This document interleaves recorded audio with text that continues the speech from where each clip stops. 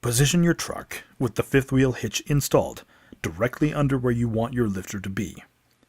Measure from the hitch to the nearest walls and record that measurement, or make a mark on your ceiling if possible.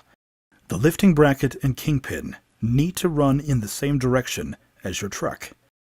SmartTrack must be mounted perpendicular to joists, and my lifters must be mounted between joists for safety.